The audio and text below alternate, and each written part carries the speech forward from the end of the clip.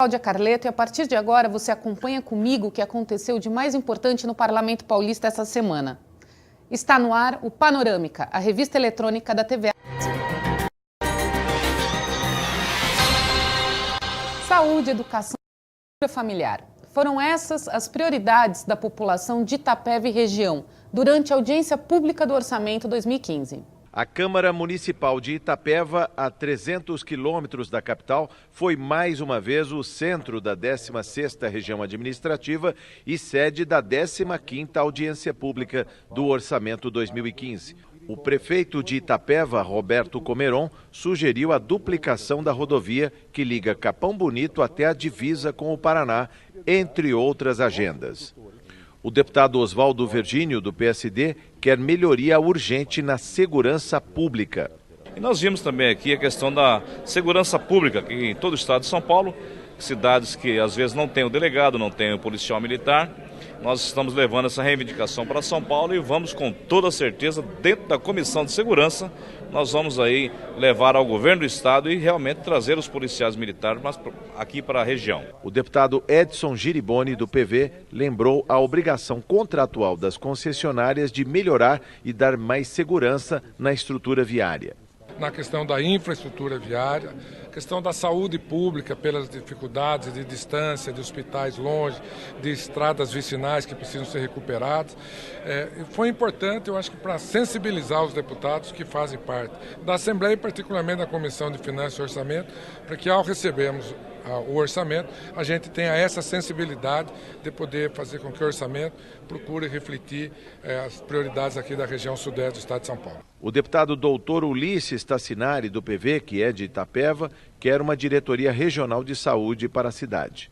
Eu acredito que foi extremamente proveitosa, as reivindicações apresentadas muito objetivas, representam realmente as necessidades maiores de nossa região e vem nos estimular a trabalhar cada vez mais, perseverar, para que realmente a gente possa conquistar essas demandas, tornar realidades todas essas necessidades. As prioridades da 16ª Região Administrativa, votadas na audiência em Itapeva, são saúde, educação e agricultura. O governador esteve há poucos meses aqui e reafirmou que finalmente regulamentará a 16ª Região Administrativa do Estado, e é nessa expectativa, inclusive, que as pessoas vieram aqui com propostas estruturantes, não é?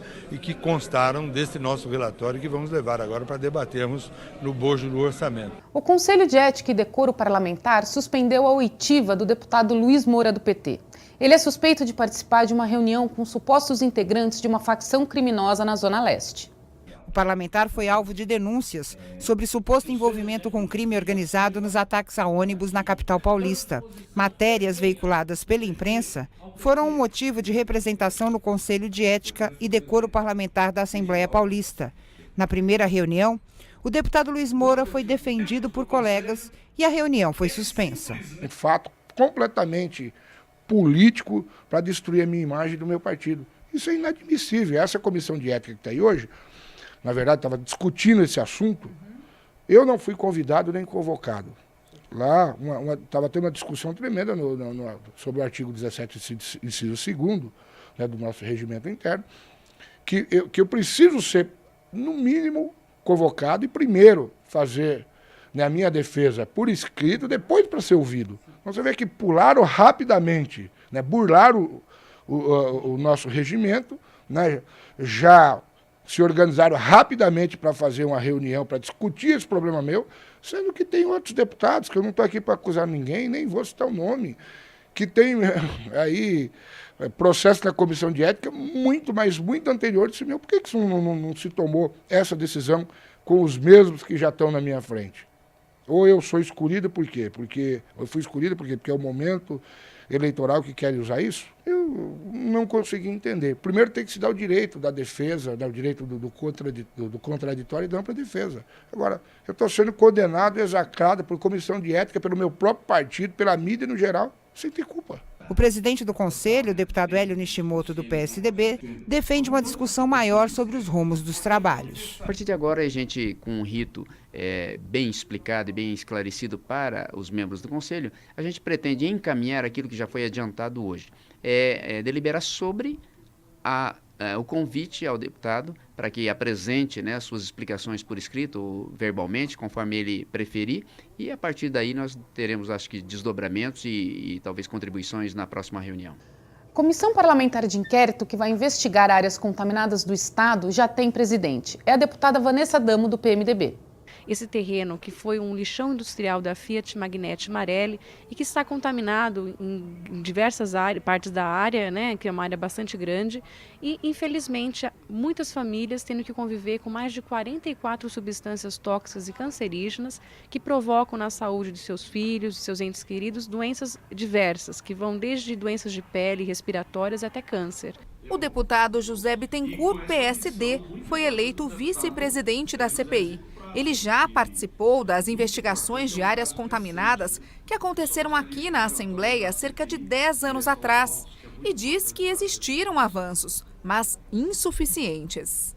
Houve avanços, nós temos conhecimento de áreas que foram restauradas, não é? Agora, o que nós precisamos é dar uma certa guarida à população e uma resposta para a população de áreas hoje que são ocupadas com residências. A CETESB, Companhia Ambiental de São Paulo, acaba de divulgar um relatório com o levantamento de todas as áreas contaminadas do estado.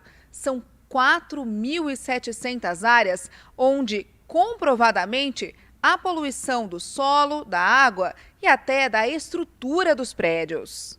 A CPI também vai investigar áreas como o Shopping Center Norte e o Singapura, do bairro Carandiru.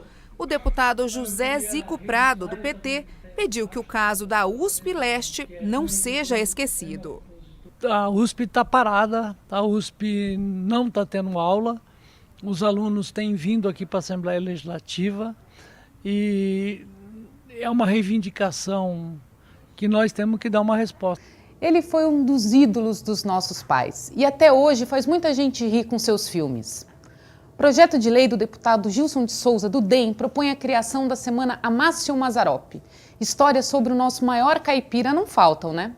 É uma história interessante de ser contada, né? É uma vida muito interessante e muito rica de detalhes. E a gente vai para um trechinho dela, que é essa parceria com o ator João Restife, que acabou de nos contar que vai fazer 90 anos. É isso, Ana, que eu ia te É falar. impressionante, eu até né? dei um abraço forte nele, porque... Para ver se passa essa energia, né? Pô, você já pensou eu 90 anos com toda essa vitalidade aí? Então, imagina... Eu até costumo dizer numa brincadeira, já que nós estamos aqui na semana falando do Mazzaropi, na roça, lá em Minas, quando a pessoa assim tinha essa sabedoria do senhor, eu falava, olha, sou João, com a idade dele ainda faz cabrito subir no poste, cara, ele anda de reto tão bom que São João, né? Ele vai passar dos 100 anos, viu? Conta pra gente como é que foi essa experiência como ator e qual a importância do Mazzaropi para o cinema nacional. Eu até comentava aqui que uma das fases do cinema nacional mais ricas foi a época do Amácio Mazzaropi, como produtor, como diretor, como investidor do cinema nacional. E a gente só teve esse resgate agora, depois de muito tempo. Hoje o cinema nacional está tendo investidor, está fazendo sucesso fora. Então a gente teve um intervalo muito grande, né, nessa coisa do sucesso do cinema nacional. Mas primeiro conta pra gente a experiência pessoal. Como é que foi conhecer Mazzaropi e trabalhar com ele? Bom, o caso aqui começa em 1948. O Mazzaropi, naquele ano, um ano antes, foi convidado a fazer um programa na Rádio Tupi. O Mazzaropi fez lá aqueles 2 anos dele, 3 de rádio. Daí chega setembro, o nosso outro gênio, né, que são 2 gênios, né, o Mazza de um lado, Chateaubriand do outro. Assis Chateaubriand. Ele me implanta aqui em São Paulo a 3ª televisão do mundo. Então o que aconteceu? E o Mazza foi convidado, como ele já estava com o cartaz, estava estourando e já conhecido e tudo, a fazer um programa. Então ele pensou bem, porque ele fazia um negócio diferente no rádio, mas televisão é outra coisa. Como ele vinha do teatro, sabia o que era representar, então o que aconteceu? Para ele não houve dificuldade. Ele foi para a esquina se chamava Esquina do Juca-Pato, que era um personagem escrito por Belmonte, escreveu nas melhores revistas do Brasil, inclusive até chegou a escrever do Cruzeiro depois. O Belmonte era um carequinho de cabelo, era uma gozação que ele fazia em cima do Getúlio Vargas, que nunca houve maneira de enquadrar o seu Belmonte por causa da inteligência. E daí se deu o nome, ali da Esquina dos Artistas, do Lago Paissandu, em São Paulo, Juca-Pato. Então, uma tarde eu chego lá, a gente se encontrava sempre ali, os artistas, eu tinha ido lá assistir uns meses antes com o Nino Nelo fazendo peças, independente do rádio, mas ele fazia as pecinhas de teatro, tá, com o Nino, ele tinha me assistido, eu estava no Mambembe, no teatro em Mambembe, tal. Ele gostou com a coisa da minha maneira de representação e ele chegou para mim porque quando eu fui para Tupi, eu fiquei só conhecido pelo sobrenome, porque lá havia uns 200 Joões, então era só o Recife. Mas o Maza, como é meu amigo de Deus, nunca me chamou de Recife. Ó João, aquele jeito dele, ó João, eu tenho uma conversa com você aí, o que é? A televisão, eu estou acompanhando, vai inaugurar daqui uns dias e tal. Eu fui convidado a fazer um programa.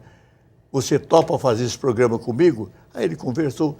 No começo não tem cachê nem nada, mas nós vamos fazer o programa lá quando vier alguém que patrocina, porque ele era do rádio. A gente televisão. paga, né? Aí a gente, então, eu falei, topo, tá. E aí nós fomos para lá. E aconteceu o seguinte, no primeiro dia 18 de setembro de 1950, nós estávamos saindo, eu, ele, a Geni e mais os nossos convidados, uma comédiazinha que nós escrevemos de 30, 40 minutos, quando o Cassiano, que era diretor já artístico, ele é molecão, ainda 20 anos, mas uma capacidade e tal, chegou lá, ô Maza e Recife, eu preciso falar uma coisa com vocês. O programa de vocês não dá para ir para o ar agora, a comédia.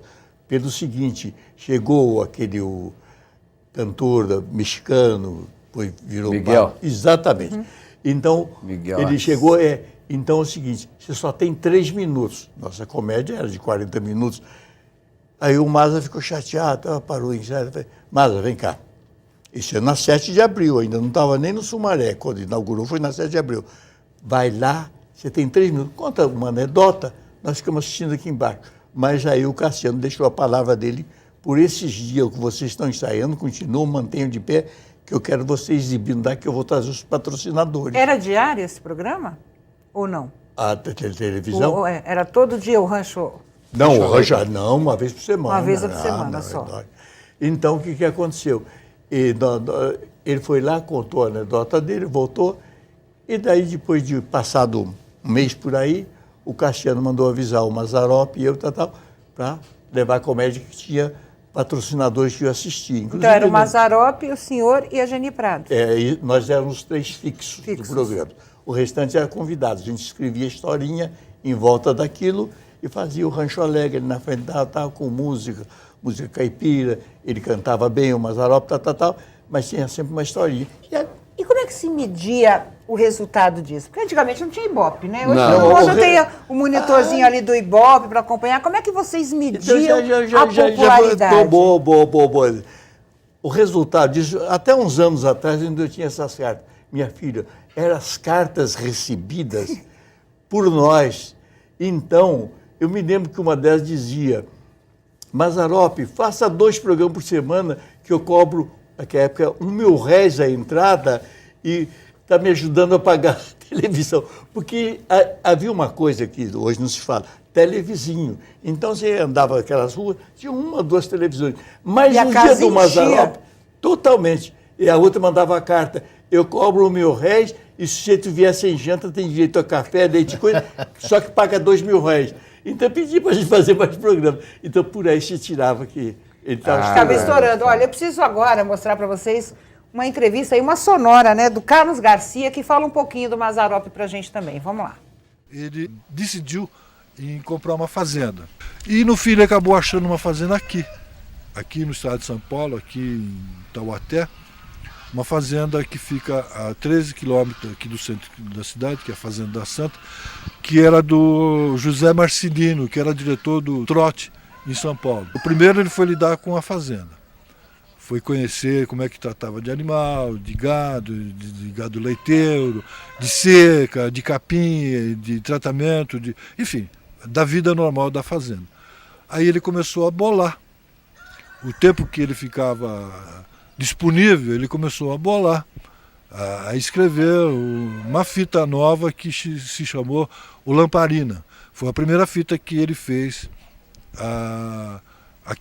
aí na fazenda. Especialização obrigatória para enfermeiros que trabalham nas emergências de hospitais. E um parcelamento maior para quem tem dívidas do IPVA. Esses e outros 6 projetos de lei foram aprovados na Comissão de Finanças, Orçamento e Planejamento. Na Comissão de Finanças, Orçamento e Planejamento, pauta em dia e votação rápida. Foram 8 itens aprovados em menos de 20 minutos. Entre eles, o do deputado Jogiato, que dispõe sobre a instalação de câmeras de monitoramento e vigilância em áreas com incidência de ocorrências policiais. A expectativa agora é para a próxima reunião, marcada para terça-feira que vem, dia 10 de junho. O secretário estadual da Fazenda, André Sandro Calab, vai demonstrar o cumprimento das metas fiscais da pasta. Estamos nessa reta final de semestre para receber na próxima terça-feira o secretário da Fazenda, Dr. Calab. Temos também um compromisso do secretário do Planejamento, do deputado Semeghini, assim como terminar o roteiro de audiências públicas pelo Estado de São Paulo. Nós temos mais 5 audiências para serem realizadas ainda. A Copa está aí. E o que pode acontecer se a seleção brasileira não for a campeã? O SP Sport discutiu o assunto. Vamos ver? O assunto é a infraestrutura da Copa. Vamos ter internet? Vamos ter telefonia? Mas antes que isso aconteça, preciso voltar à pergunta que eu te fiz, Coronel, por favor. Qual é o maior medo da PM nesse evento que a gente vai ter? É o Brasil perder a Copa ou o final aí do Brasileirão, o Corinthians ganhar? Ai. Olha, como palmeirense, o meu maior receio é que o Corinthians ganha o Campeonato Brasileiro. Mas não por problemas de segurança. Não, a gente só não quer que ganhe. Não, eu acho que não. Eu acho que vai dar, agora de uma forma séria, né? Eu acho que vai dar tudo certo. Eu creio em Deus que vai dar tudo certo. Acho que está todo mundo se preparando para isso, né? E eu acho que o Brasil, se Deus quiser, vai ganhar, Mas se Deus e quiser. Se não ganhar? Se não ganhar, a gente pode contar aí com manifestações, quebra-quebra, descontentamento aí que a gente já vem ouvindo da Copa. Não, isso, a manifestação é um direito, né, um direito garantido, e isso a Polícia Militar sabe disso, os órgãos constituídos sabem disso, e as pessoas poderão se manifestar, deverão se manifestar. Sim, cada um tem uma opinião. Aqui mesmo, o deputado é corintiano, você é São Paulina, o Rodrigo corintiano, eu palmeirense. Estamos unidos aqui contra os corintianos. Mas as opiniões, elas podem ser... Ainda bem que eu já tenho um coronel aqui do meu lado, graças a Deus. Elas devem ser dadas, elas são legítimas. Sim. E eu acredito que o brasileiro é um povo do bem, e vai saber, sim, se comportar. E nós não vamos ter problema, não. O Brasil vai ser campeão, sim, com certeza. Vai mesmo, Rodrigo? E se não for? Olha, sinceramente, eu tenho uma opinião que é um pouco mais polêmica com relação a isso. A minha preocupação é se o Brasil ganhar. Como assim? Pelo seguinte, existe um grupo que já é um grupo predisposto a ser contra a Copa do Mundo. Nós temos notado isso frequentemente através do portal e medido um pouco essa reação. O que acontece? O Brasil, perdendo a Copa do Mundo, a frustração desse grupo ela acaba ficando uma frustração mais coletiva. Né? O problema é o seguinte, esse grupo, que é uma minoria, mas é um grupo que vai fazer bagunça durante a Copa do Mundo, né? E o Coronel vai ter bastante trabalho aí para manter a ordem dentro dessa bagunça. Né? Esse grupo, se o Brasil ganhar e aquela euforia tomar conta das ruas, da comemoração, eu temo que esse grupo que era contra... tem alguma reação negativa. Então, a minha preocupação, por incrível que pareça, é caso o Brasil ganhe, quanto a essa questão da reação desse público que vai se manifestar contra a Copa do Mundo. Né? Porque se perder, vai ser uma frustração grande de todo mundo. Então, eles já vão se sentir, de certa forma, contemplados.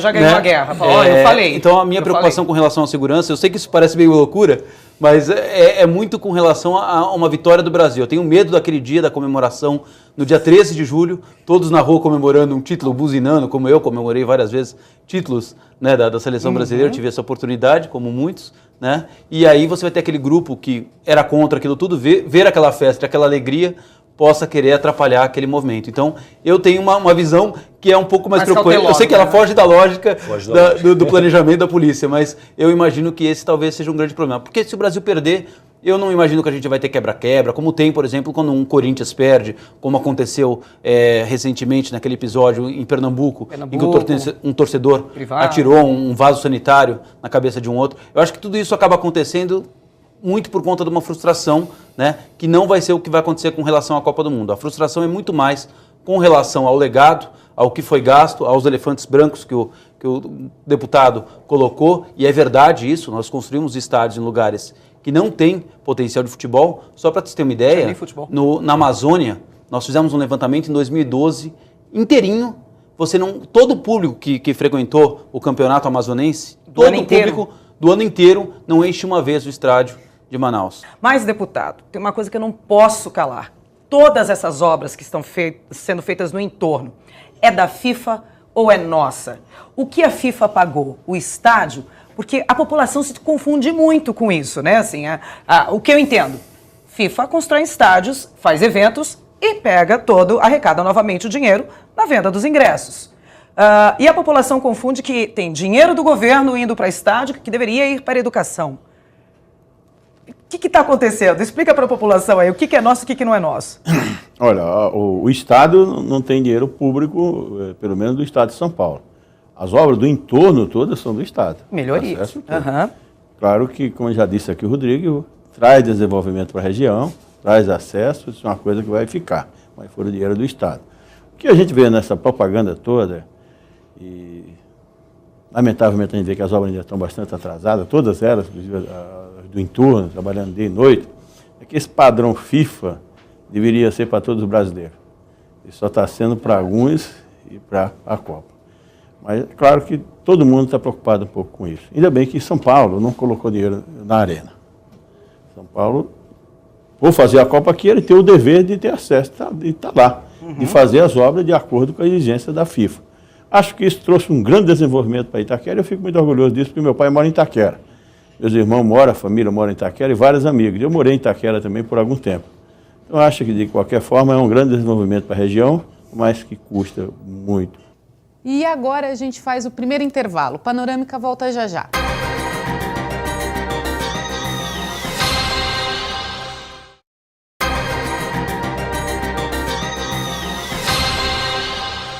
Santo André, na região do ABC Paulista, sediou a 16ª audiência pública do orçamento de 2015.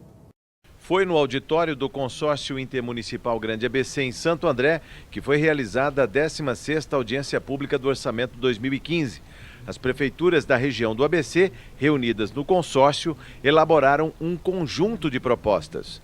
Como no ano passado, o consórcio Grande ABC apresentou um documento com 62 propostas ao orçamento, que somam 7,4 bilhões de reais, a maioria na área de mobilidade. O VLT, Veículo Leve sobre Trilhos do ABC, foi indicado como prioritário para a mobilidade da região, conjuntamente com obras de contenção de enchentes.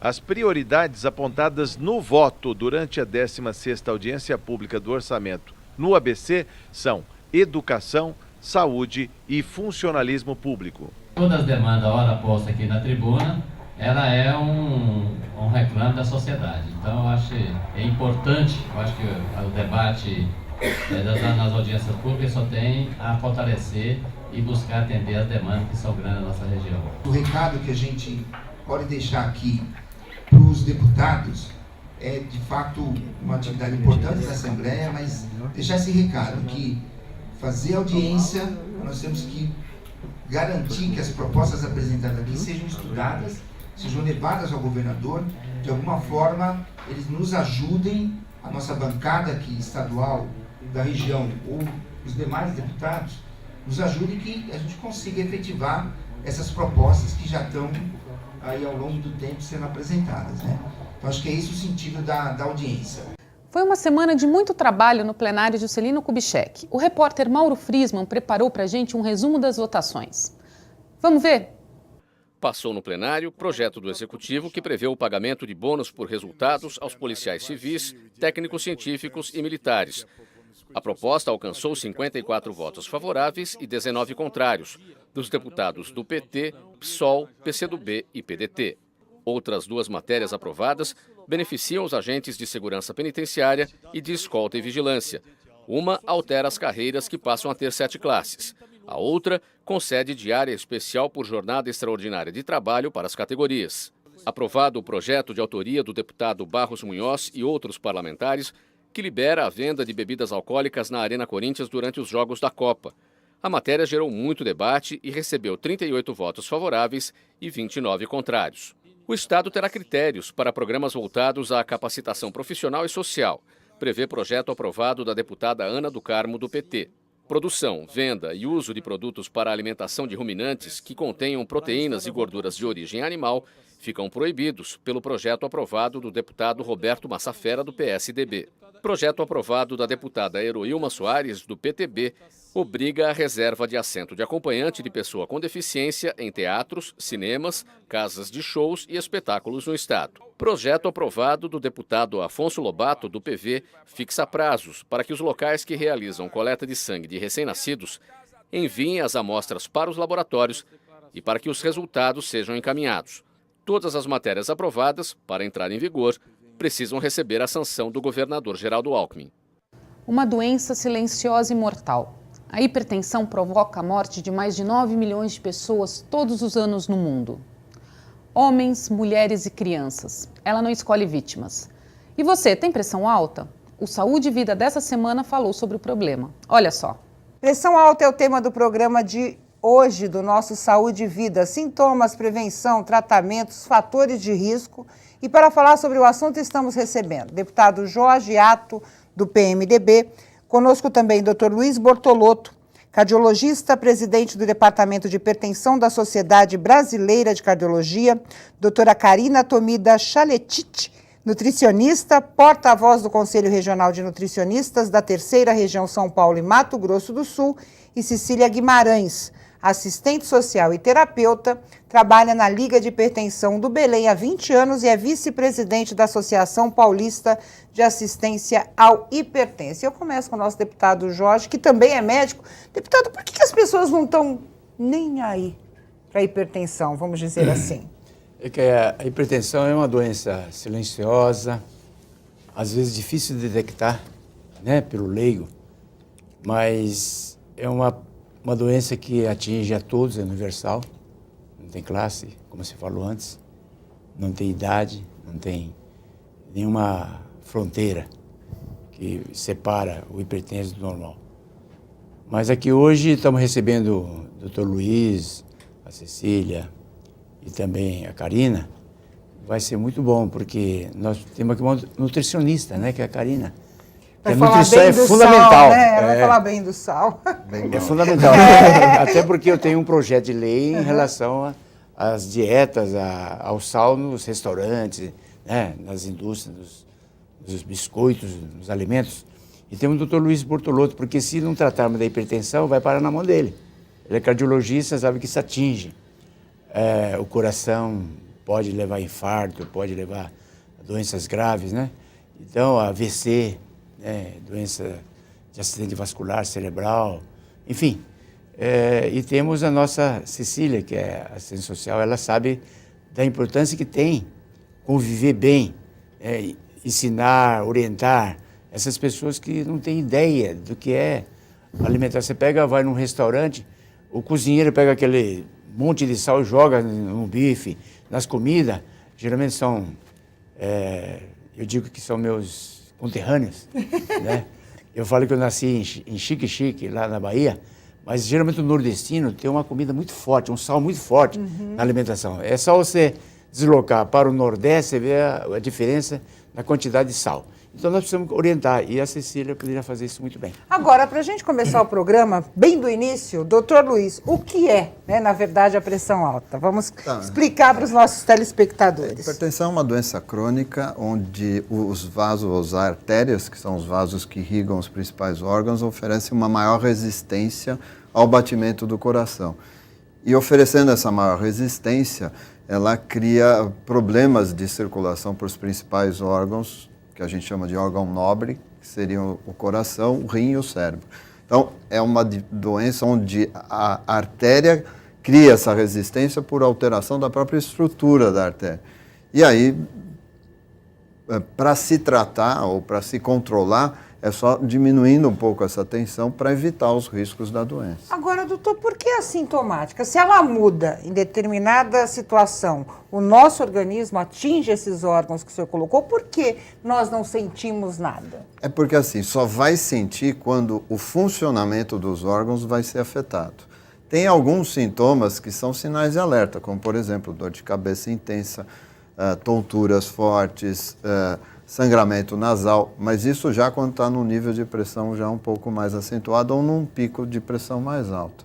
Agora, quando começa a ter sintoma de falta de ar, dor no peito ou alteração mais de compreensão, o rim começa a falhar, aí vai ter alguns sintomas por causa da falha desses órgãos, só que aí no estágio muito avançado. Quer dizer, o alerta varia de pessoa para pessoa também, né? Já que o nosso organismo não é nenhuma igual ao outro. Por isso, como o Dr. Jorge falou, dessa dificuldade do leigo saber se tem ou não pressão alta, porque não tem sintoma, e a importância de se aferir, de se medir a pressão sempre que possível em qualquer tipo de consulta médica. Com que frequência, mais ou menos? Então, a gente recomenda uma vez por ano, acima dos 18 anos de idade. Todo pediatra tem que medir pelo menos uma vez na vida a pressão da criança desde os 3 anos de idade. Pelo menos uma medida tem que fazer. E quem tem antecedente familiar, pelo menos 2 vezes por ano, porque é um componente dos mais importantes. Qual que é a probabilidade? Meu pai tem pressão alta, qual a minha probabilidade? É 50%. Então é bom medir a pressão. Doutora Karina, vamos falar um pouquinho sobre esse ponto que colocou o deputado Jorge, o sal. Eu, por exemplo, eu gosto de comida um pouco mais salgada. Graças a Deus não tenho pressão alta. Mas qual o perigo do sal? Vamos falar um pouquinho desse sal em excesso. Olha, só lembrando que o sódio ele é um componente natural dos alimentos, né? Então ele está presente em vários alimentos in natura, inclusive. O problema acontece quando ocorre o excesso, né? Então, de acordo com a última pesquisa de orçamento familiar ocorrida aqui no Brasil entre os anos de 2008 e 2009, o consumo do brasileiro está em torno de 12 gramas de sal de cozinha ou sal, cloreto de sódio por dia. O recomendado é o de 5 gramas. Nossa! Então o brasileiro está excedendo o dobro, né? Mais do que o dobro da quantidade recomendada. Danceterias do Estado podem ser obrigadas a ter atendimento médico ou unidade médica móvel. É o que prevê um projeto aprovado na Comissão de Saúde. Foram 9 itens na pauta. Foi aprovado o projeto de lei de autoria do deputado Jogiato, do PMDB, que obriga a manutenção de atendimento médico ou unidade móvel em danceterias no estado de São Paulo. Também foram aprovadas 3 moções de apelo para serem tratadas pela Presidência da República e pelo Senado Federal. Uma delas de autoria da deputada Heroilma Soares, do PTB, que tem como objetivo promover a qualidade de vida aos pacientes com esclerose múltipla.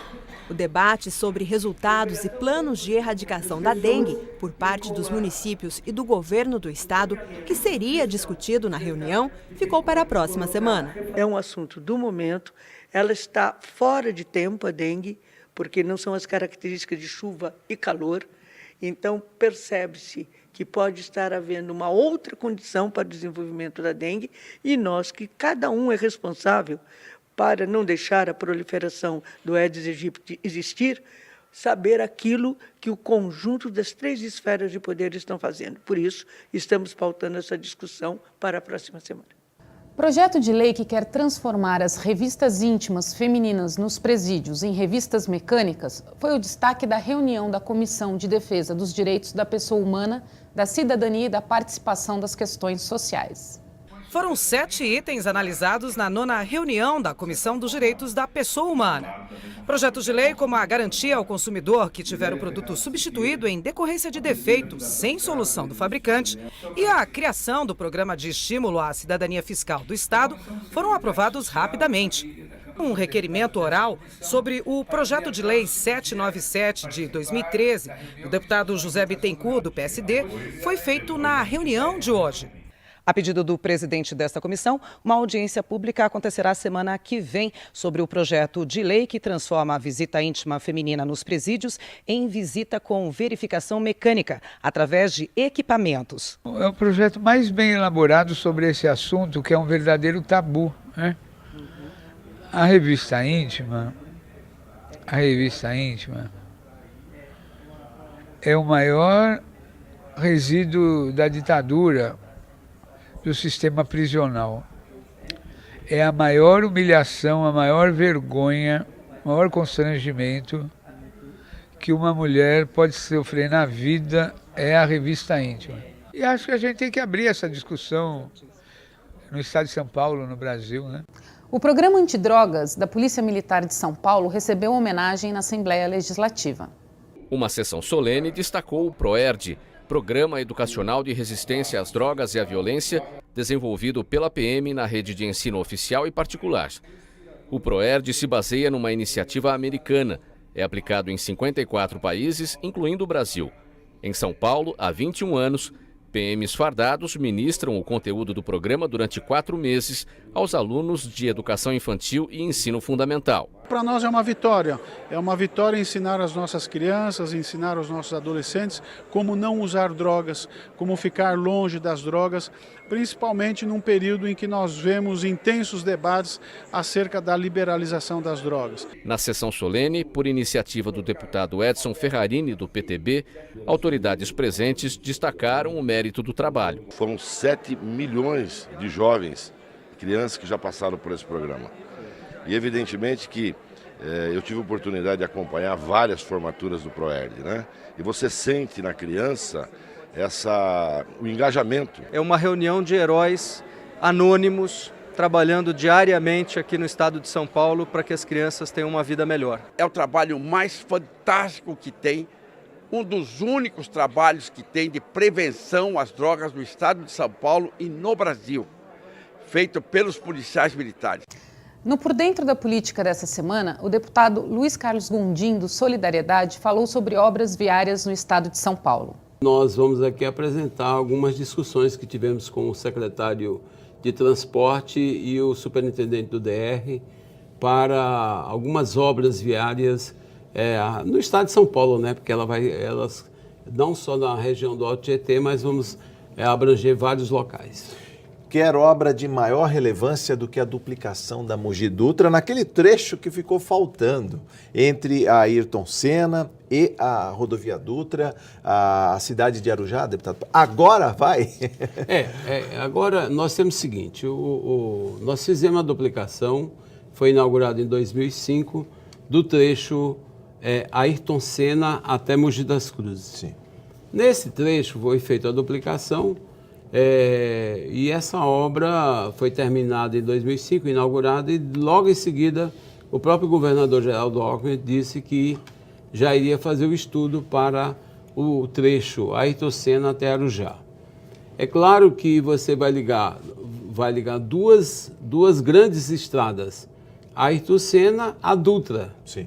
Então, o que acontece? São vários trechos que têm obras de arte. Nós temos ali um anel viário muito grande, a Dutra não pode parar, né? Sim. Então, nós vamos ter que fazer umas rotatórias com viadutos, com túneis, para que se possa ter uma estrada de fácil acesso e que se possa entrar e sair da Dutra, como também da Ayrton Senna, sem prejudicar o trânsito.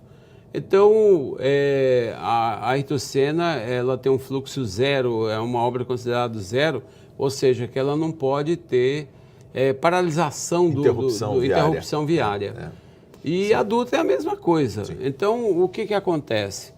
Demorou a ser feito esse estudo, a obra agora está totalmente no papel, está pronta, o governador já anunciou que irá gastar 149 milhões nessa obra. Por quê?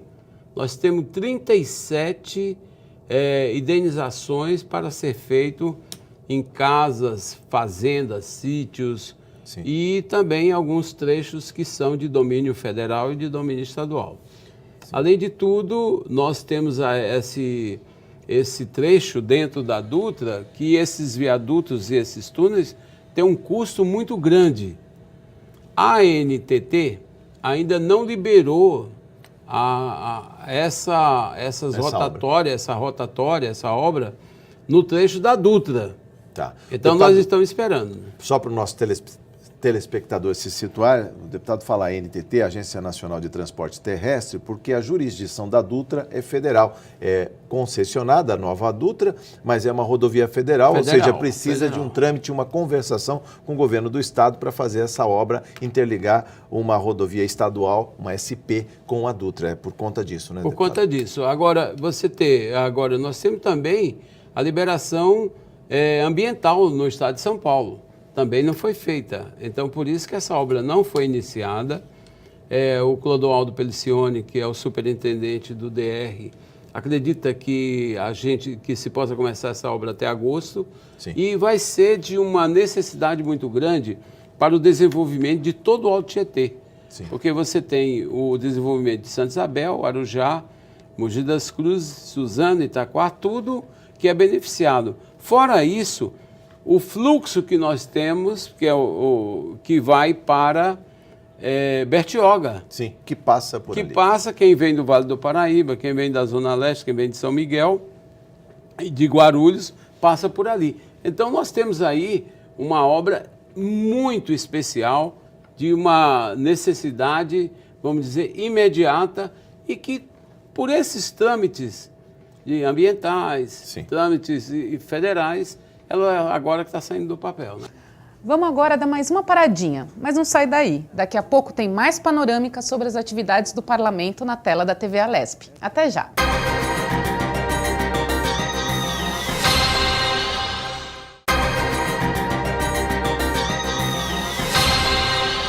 Alerta ecológico. Um grupo de pessoas abraçou a represa do Guarapiranga. O gesto simbólico foi uma forma de chamar atenção para um problema cada vez mais sério, o abastecimento de água em São Paulo. Muitas foram as atividades: passeio ciclístico, entrega de mudas de plantas, capoeira, dança e por toda a área muita informação sobre preservação do meio ambiente. Eles estão jogando lixo agora, mas e no futuro, como é que vai ser? Neste ano, o tema foi pontual. A água somos todos responsáveis, cuidar para não secar. Lema da campanha, que tem por objetivo alertar a população de uma possível falta de água na capital. Para o Eduardo Melander Filho, coordenador da 9ª edição do Abraço à Represa de Guarapiranga, as prioridades estão em gestão e no planejamento do uso da água. Eu queria que acabasse com a poluição, eu queria que a população que já vem modificando seu comportamento em relação ao despejo de lixo e esgoto na represa. Isso já em função, o Abraço ele tem contribuído muito com isso, nessa questão de educação ambiental. Enfim, eu quero uma água limpa e, acima de tudo, eu quero que meus netos, meus bisnetos tenham uma represa melhor do que a que nós temos agora no momento. A represa de Guarapiranga produz 14 mil litros de água por segundo e é responsável pelo abastecimento de 4 milhões de habitantes nas regiões sul e sudeste da cidade de São Paulo. Se existe legislação para a proteção e recuperação dessas bacias hidrográficas em São Paulo, por outro lado, há uma necessidade de maior fiscalização. Um gesto simbólico como este do Abraço à Represa de Guarapiranga chama a atenção das autoridades e da população sobre a importância do que é preservar. Para o deputado Enio Tato do PT, o alerta deve ser permanente. Uma represa que, depois de tantos anos e tanto que a gente chama atenção, já não deveria mais colocar lixo, esgotos, metais pesados na represa. Então, passou da hora da gente se preocupar. E esse ano é um ano simbólico, por quê? Porque a gente está vivendo uma crise, num racionamento de água com a Cantareira, né? Será que nós vamos ter que chegar àquele ponto também, da gente não poder usar a água da represa Guarapiranga, que é responsável por 30% do fornecimento da capital? Então está na hora de um basta, e é isso que a população está aqui hoje, nesse 9º abraço, para chamar a atenção das autoridades. A Associação de Mulheres Cristãs recebeu uma homenagem emocionante aqui na Assembleia Legislativa. A AMC, Associação de Mulheres Cristãs, foi reconhecida por seu trabalho nas áreas social e educacional.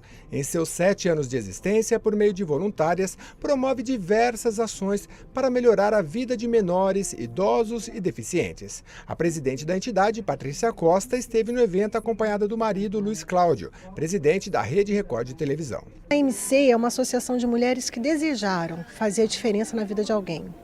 E ela existe há 7 anos, desenvolveu um trabalho sério, comprometido e que realmente nós temos conseguido fazer isso, tocar vidas.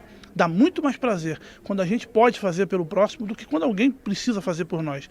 Essa é a síntese desse sentimento que nos leva a ajudar, a colaborar, a contribuir e a ter a minha esposa à frente desse trabalho que é tão gratificante para nós todos.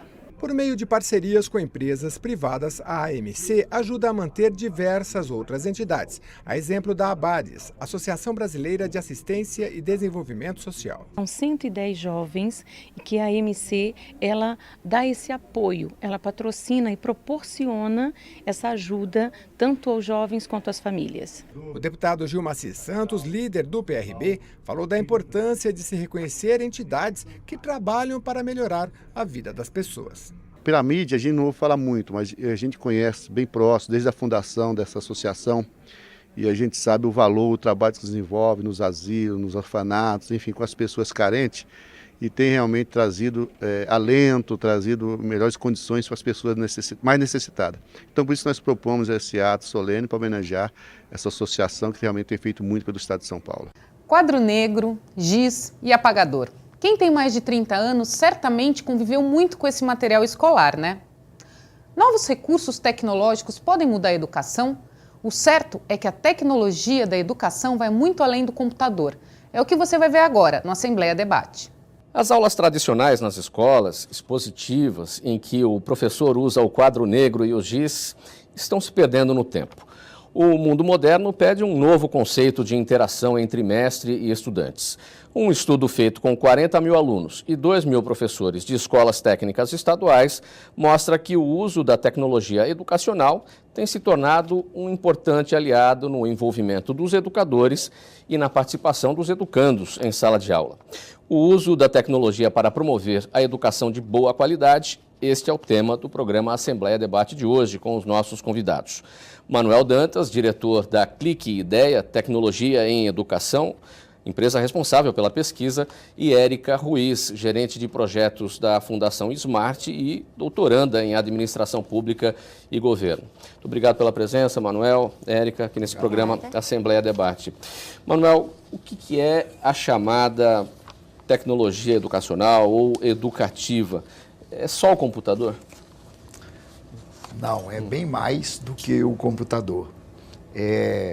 No início da internet, na década de 90, achava-se que colocando máquinas numa sala de aula, com isso você estava promovendo a inclusão digital.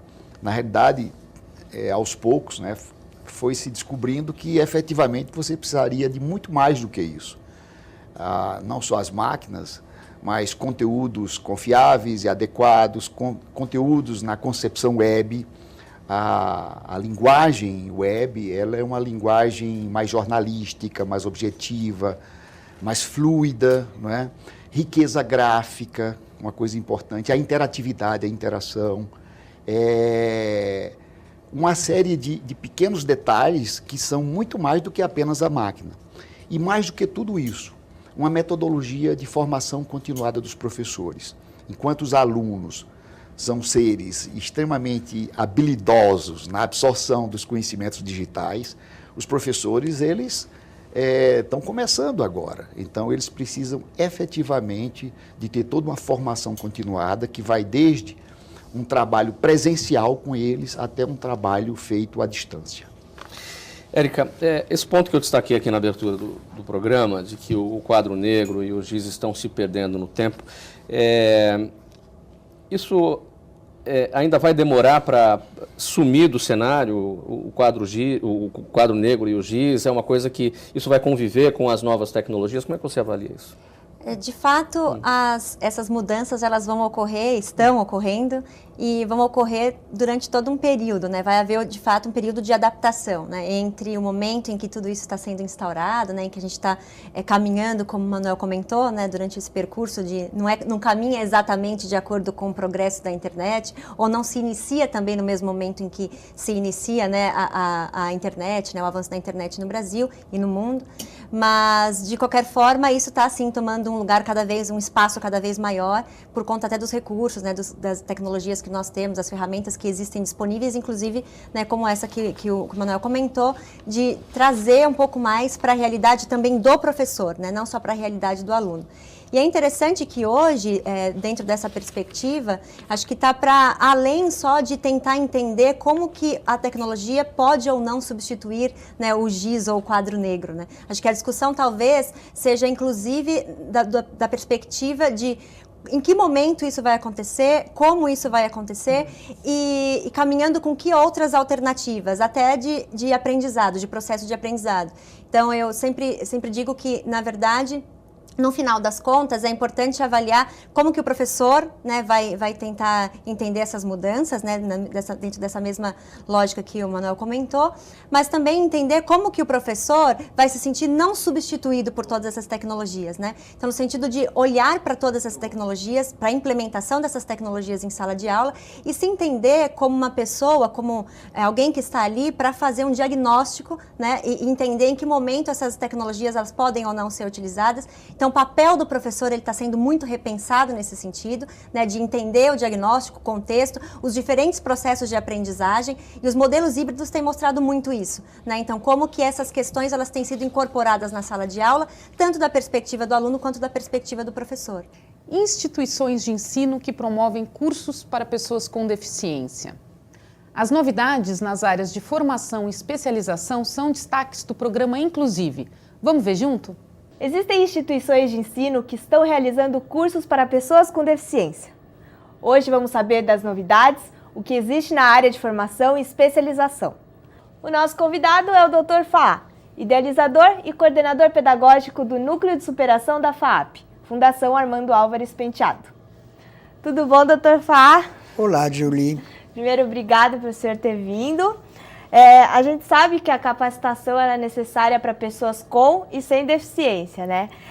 E o senhor acha que essa especialização ela faz diferença no mercado de trabalho?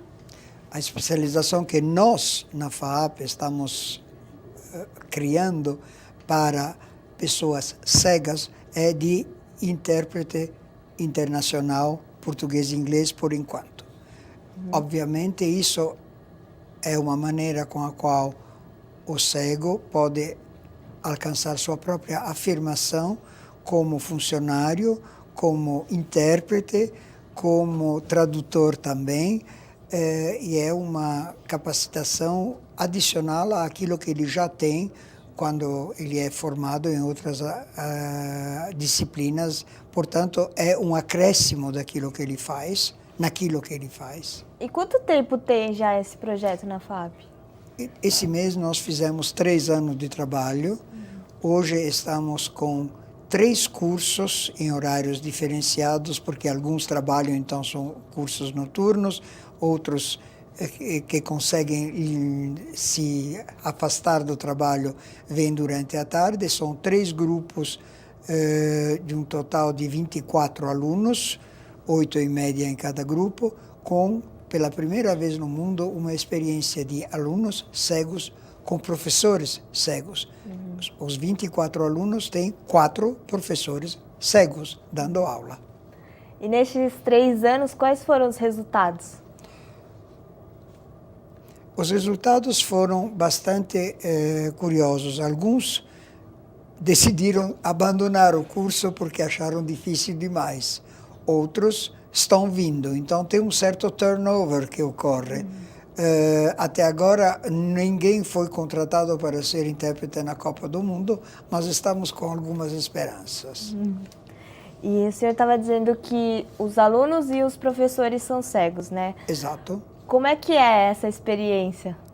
Absolutamente gratificante, porque você tem que pensar que ensinar inglês a uma pessoa que não enxerga tem uma dificuldade adicional. Ela não vê a expressão do seu rosto na hora que você faz esse tipo de trabalho. E entre cegos existe uma comunicação que vai além da parte visível. Então, se de um lado colegas e eu mesmo damos uma aula em que damos um pouco de videodescrição para aquilo que acontece ou como se pronuncia uma palavra, coisa parecida, eles entre si se comunicam através de uma certa empatia e capacitação de entender o que está acontecendo. Então você vê, certas vezes, você para pronunciar uma palavra estrangeira meio difícil, você faz uma espécie de careta para pronunciar isso. Por exemplo, casco de cavalo é hoof. E você explica para eles que tem que alongar os lábios em direção à frente. Então, eles também fazem o mesmo porque eles são incentivados a isso. Vereadores do Vale do Paraíba entregaram um abaixo-assinado a deputados para evitar a transposição do rio. O problema da seca está em São Paulo, no sistema Cantareira, mas esta reclamação vem da população do Vale do Paraíba. Nós temos uma capacidade pequena de água. Hoje a barragem do Jaguari está com 37% da sua capacidade e nós não podemos deixar que as águas, mais uma transposição seja feita através das águas do Paraíba dessa forma. O que nós queremos?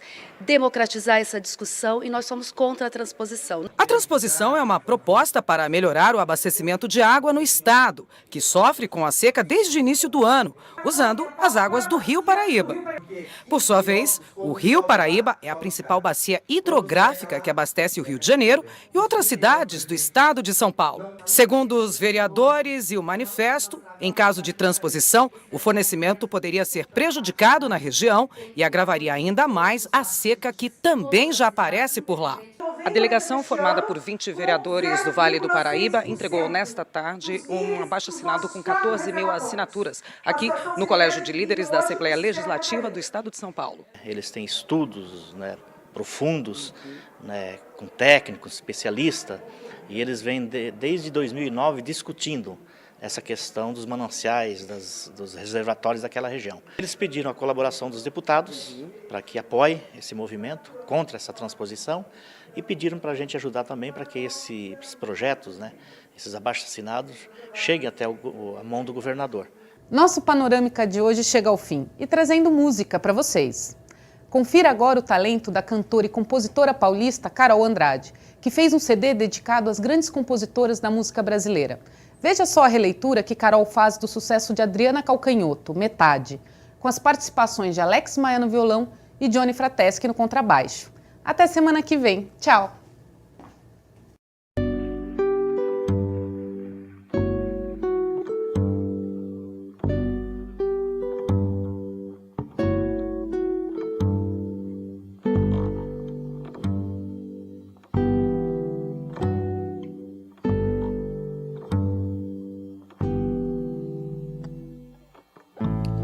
Eu perco o chão, eu não acho as palavras.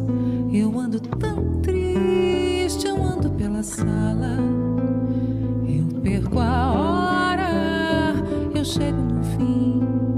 Eu deixo a porta aberta. Eu não moro mais em mim.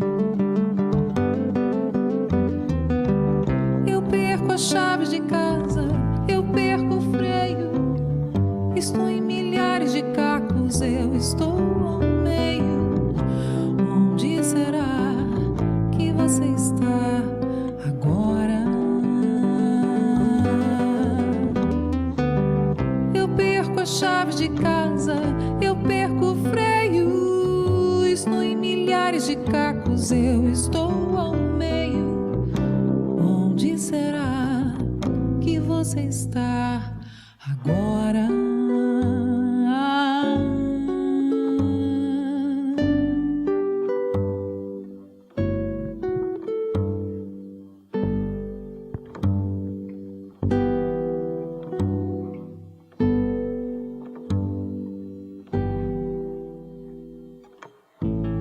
Eu perco o chão, eu não acho as palavras.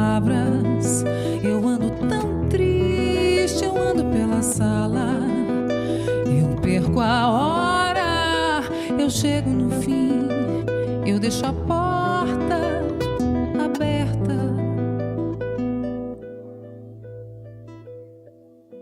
Eu não moro mais em mim. Eu perco a chave de casa, eu perco o freio. Estou em milhares de cacos, eu estou ao meio. Onde será que você está agora?